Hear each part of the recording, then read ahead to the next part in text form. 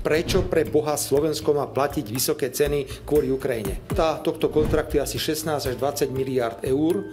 Toto je suma, s tým Ruskom budeme spolupracovať všetci. Je to len teraz ideologický prístup. Pýtam sa, prečo pre Boha Slovensko má platiť vysoké ceny kvôli Ukrajine. Kvôli Ukrajine, nie kvôli ukrajinským občanom. Kvôli ukrajinskej politike, aby som to povedal veľmi presne. Slovensko nemá dôvod platiť viac kvôli Ukrajine.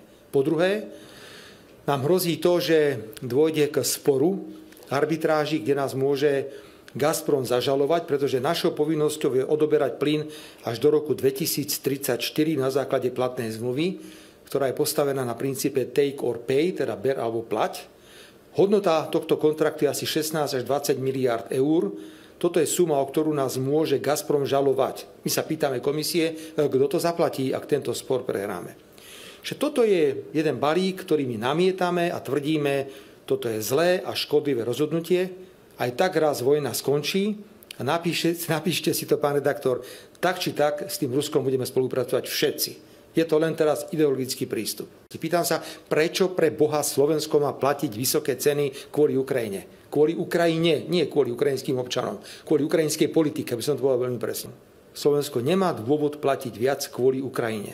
Po druhé, nám hrozí to, že dôjde k sporu, arbitráži, kde nás môže Gazprom zažalovať, pretože našou povinnosťou je odoberať plyn až do roku 2034 na základe platnej zmluvy, ktorá je postavená na princípe take or pay, teda ber alebo plať. Hodnota tohto kontraktu je asi 16 až 20 miliárd eur. Toto je suma, o ktorú nás môže Gazprom žalovať. My sa pýtame komisie, kto to zaplatí, ak tento spor prehráme. Že toto je jeden balík, ktorý my namietame a tvrdíme, toto je zlé a škodlivé rozhodnutie. Aj tak raz vojna skončí a napíšte si to, pán redaktor, tak či tak s tým Ruskom budeme spolupracovať všetci. Je to len teraz ideologický prístup.